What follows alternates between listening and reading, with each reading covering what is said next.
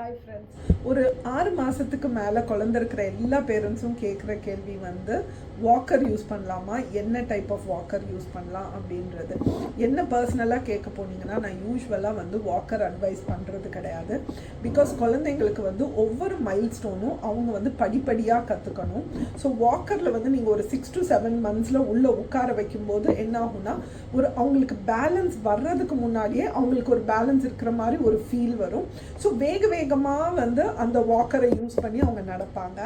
அதே மாதிரி இன்னொரு விஷயம் பார்த்தீங்கன்னா, நல்லா வந்து பாதத்தை வந்து ஃப்ளாட்டாக வந்து அவங்களால வந்து தரையில் வைக்க கற்றுக்கிறதுக்கு முன்னாடியே அப்படியே டிப்டோவில் வச்சு நடக்க ஆரம்பிப்பாங்க.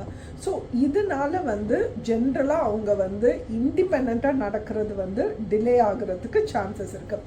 அடுத்த இம்பார்ட்டண்ட் விஷயம் வந்து இந்த வாக்கர் வந்து அந்த ஃபால் சென்ஸ் ஆஃப் அந்த ஒரு பேலன்ஸ் எல்லாம் கொடுக்கறதுனால பிள்ளைங்க வேகமாக மூவ் பண்ணும்போது சம்டைம்ஸ் வந்து கீழே விழுந்து ஃபேஸில் நிறையா அடிபடுறதுக்கும் சான்சஸ் இருக்குது. ஸோ ஜென்ரலாக நான் வந்து வாக்கர் அட்வைஸ் பண்ணுறது கிடையாது.